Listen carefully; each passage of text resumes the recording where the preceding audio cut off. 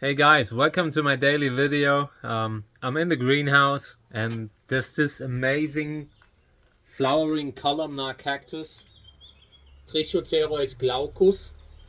We will have a look at it from close up. But I just want to say, in the last days, I've got a lot of replies. The time-lapse videos are getting a lot of attention. And yeah, it also led to one or two negative comments here and there. And I just came to the realization you cannot do anything on the internet these days without getting some kind of hate posts, hate comments and all. I think it's just part of the game, unfortunately. And that, on one hand, makes me really sad thinking about it.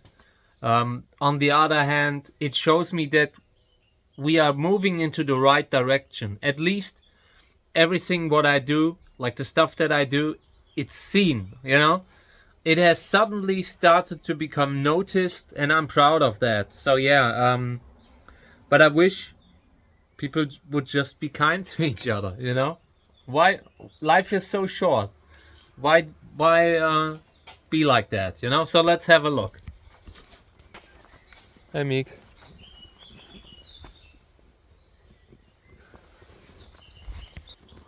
Okay, so this is my video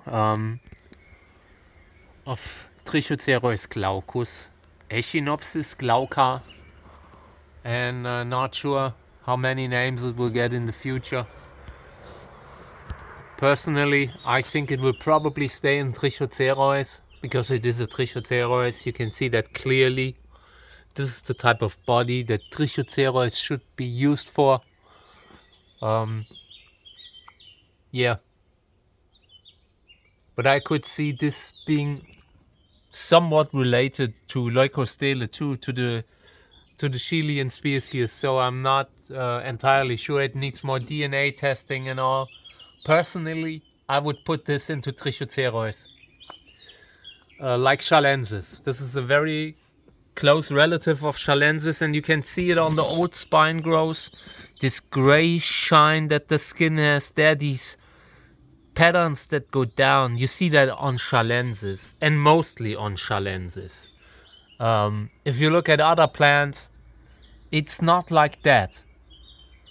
You have a glaucous skin, but not these patterns that are so classic, typical for this species. Yeah, and luckily I have a few plants that are flowering every year that I got as something completely different. False labels are just the daily bread and butter in this hobby. And yeah, they have been flowering since years, and I'm very proud, very happy. I like that, you know, and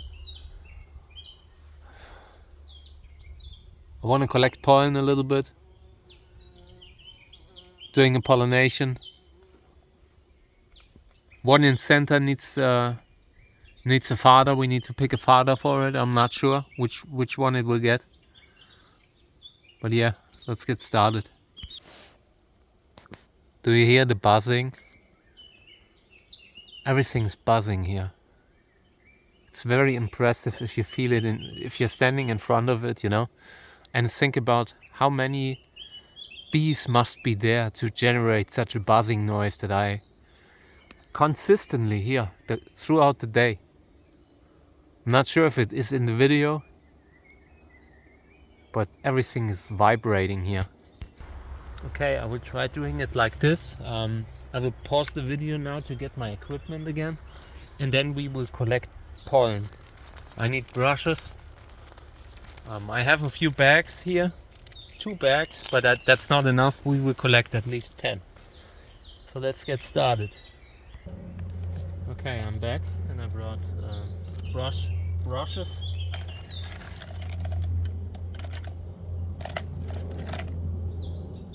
I did, however, forget the good brushes, so we're having bad brushes today. Old brushes.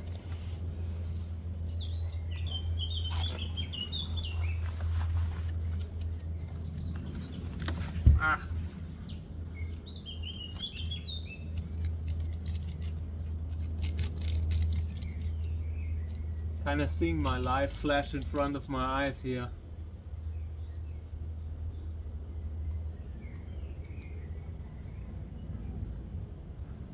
There's a lot of pollen now. And yesterday evening there was nothing.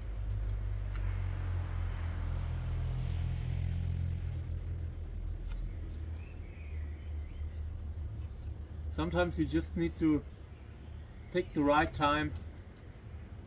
When the sun comes out, when it's getting warm, the pollen gets loose. Okay, so we have one big bag now. That's already great.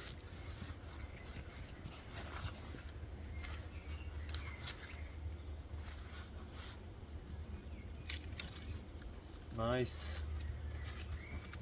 I have problems with the muscles. Grabbing stuff, you know. Thank you, Lyme disease.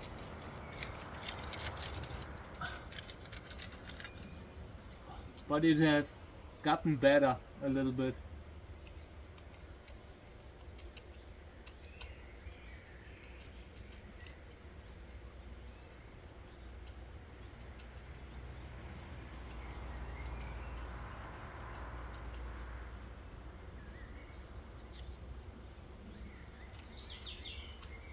So I definitely want to have like 5 bags, 5 to 10 bags of pollen. That would be nice. You never know how long you can collect. Something could happen at any time. Flower buds dropped.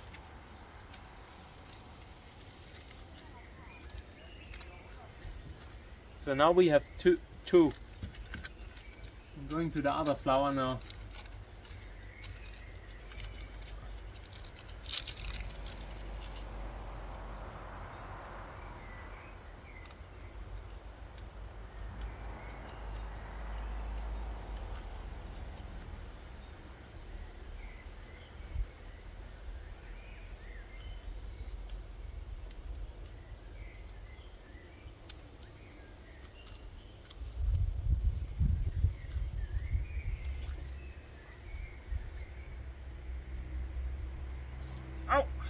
I need to be careful. This is full of flower buds. I do not want to knock them down.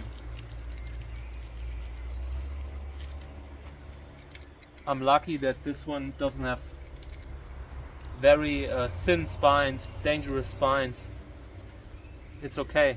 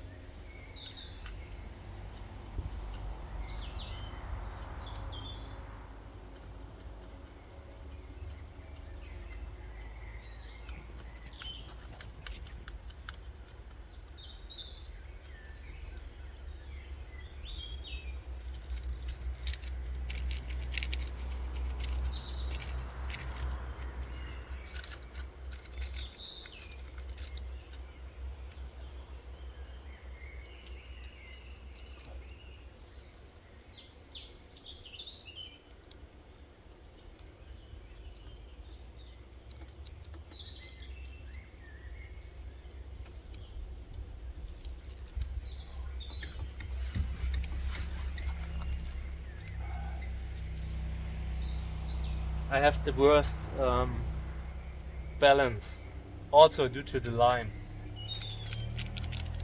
I need to be very careful. A couple of years ago I fell in the greenhouse and I fell forward. In winter.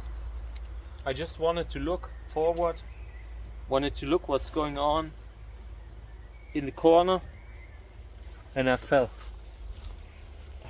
Okay. So let me show you. So this is just one of the ones that we collected. That's a lot of pollen already. I mean, I could leave it at that, but I just want to collect pollen, you know. So what we will do is we will get the botanical book and talk about the description later.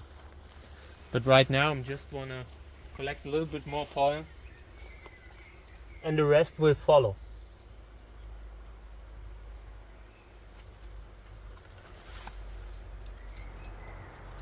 But this is full of flower buds. Here is the second column here. Here's one. Here's one. This plant is full, flowering out of all columns. And it's also in a small pot, needless to say.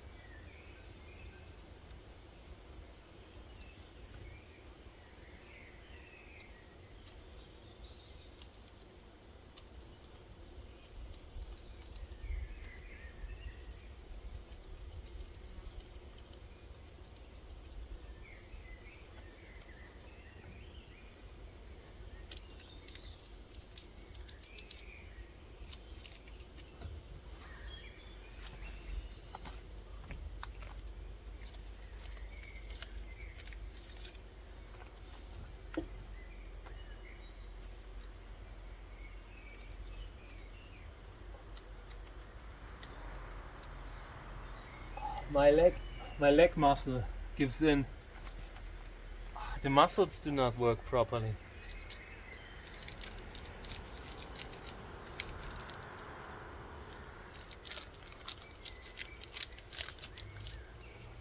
One last try.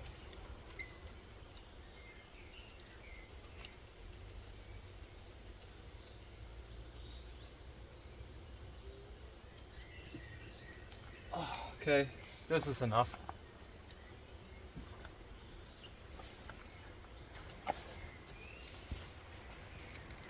Okay.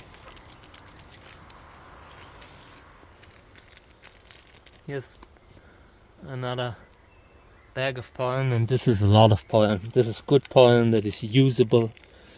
I'm very happy about this because this is a useful plant for breeding. You see the size of the flowers, you see the interesting body. We will have a look at it again. Let's just put this down here. So we have 1, 2, 3, 4, 5 bags. That's okay, that's enough. So let me take the camera off and we will inspect.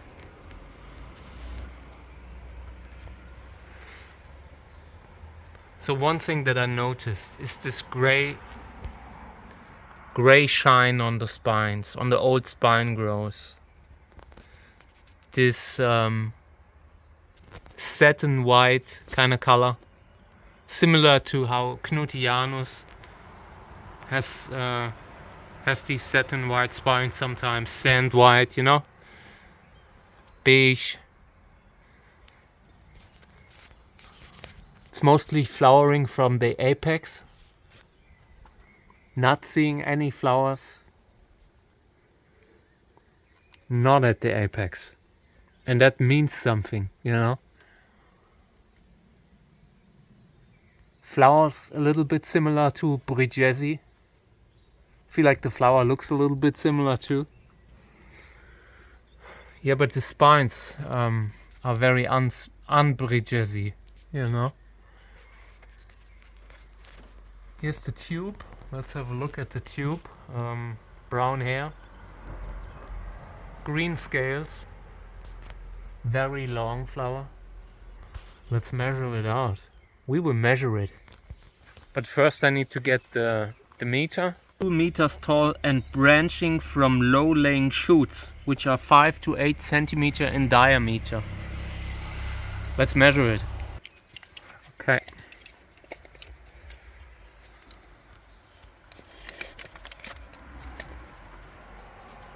Yeah.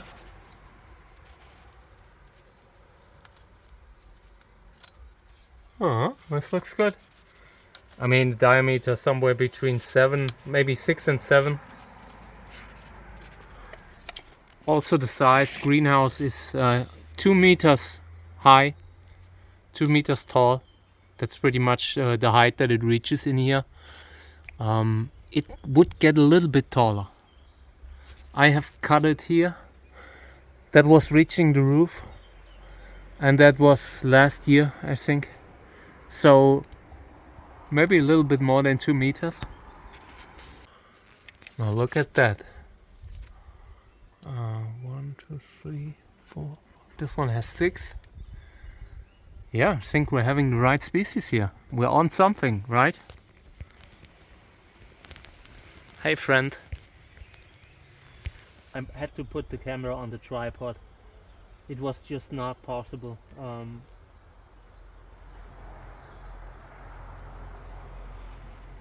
1 to 2 centimeters apart. 2 centimeters. Exactly 2 centimeters.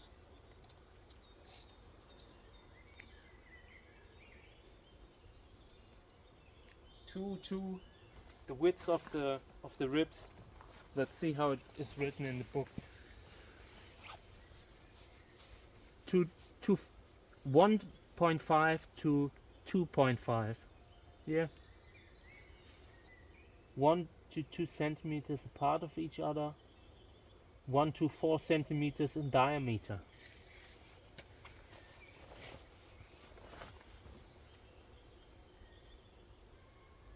Yep, 1 centimeter. We have the right plant here.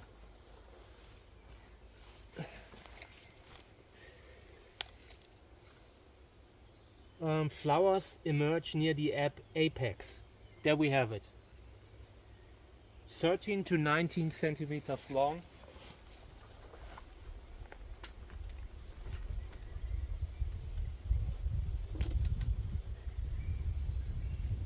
"19 centimeters. It's nice when it works out like that.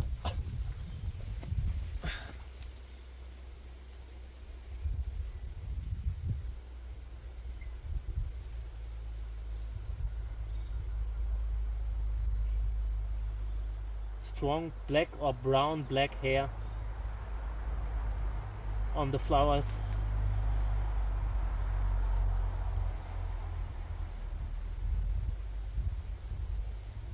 Opening at night and staying open until the morning.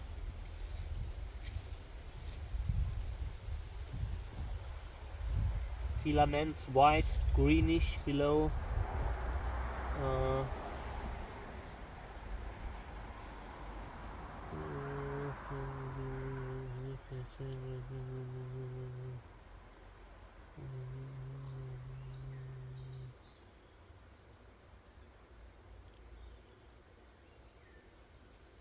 Stylus pale green.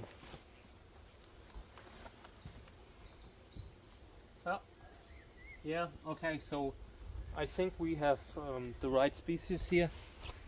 So let me just talk a little bit about it. There's a regional form of this species that grows hanging like a hanging basket plant, similar to Arboricola, and it shows that it can go very fast for a species to go from columnar to prostrate growth within just 1 generation or so. You know, this could be like a regional thing. Very interesting species, in my opinion. I want to make crosses with this because the flowers are pretty big. This could produce offspring that has a cool body and big flowers. Nice colorful flowers. Yeah, species is from the Rio Tambo in Arequipa.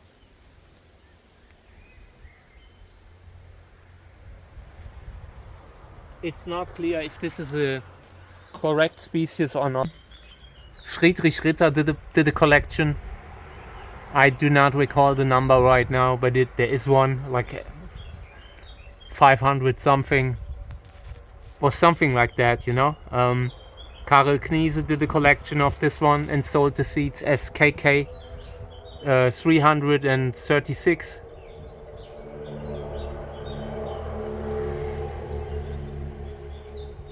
Then I've seen them listed by Sacred Succulents. I'm not sure where they got theirs from, but they said it's not the same as the one from Kniese, or from I got them from Köres at the time, who got them from Kniese, and yeah, it's just a very cool species.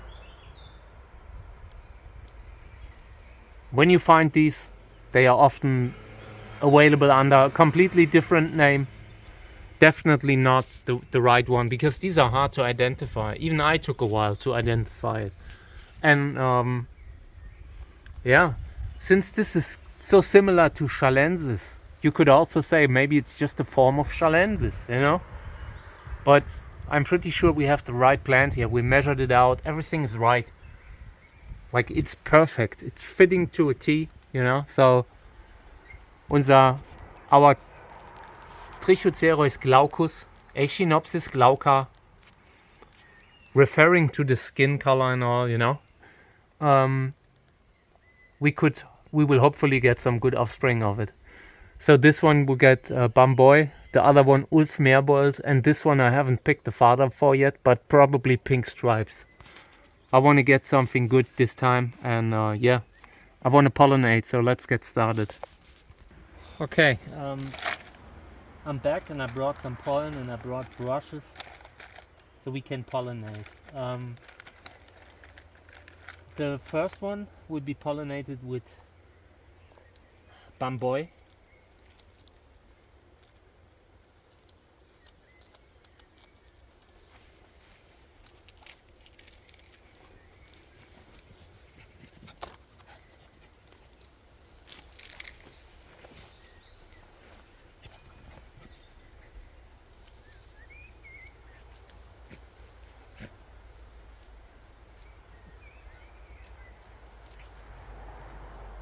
Okay, so the top one is Bamboy. Okay. Next one. This is a hard job. Hard work for someone like me. So the one in center.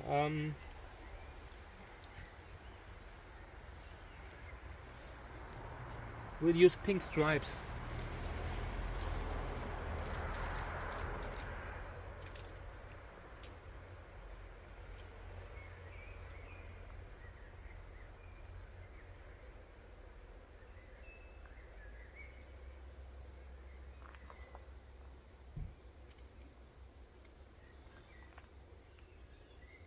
These are the moments I reserve pollen for. Crosses like this one.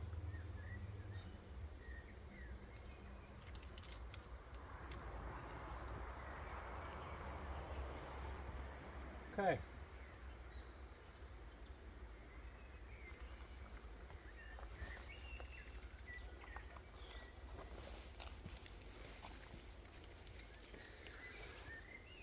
Now the last one, Ulf Meerbold.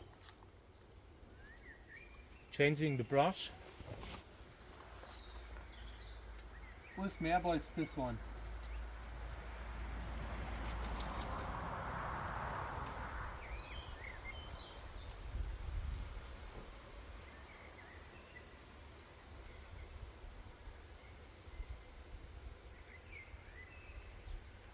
And when the next flower opens, we will probably use Arboricola and Grandiflorus.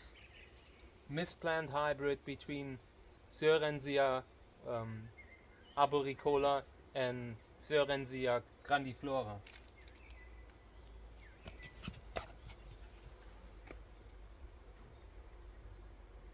Okay, I think we did our duty here. Looks okay. Collected pollen.